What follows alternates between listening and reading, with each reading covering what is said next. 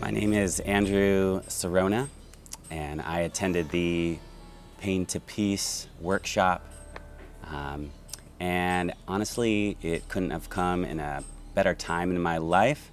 This past year, I've been letting myself experience more depth in my emotions, but I didn't necessarily have the tools to be with those emotions in a fully balanced way. And so I really appreciated this workshop because it gave me some of these tools and awarenesses to be able to hold my emotions but not fully go into them. And it's a very rich experience. And I think something I appreciated really deeply as well was many of these activities with partners to really be witnessed and heard, and also to witness myself, of course, and be able to be in a place of non-reactivity.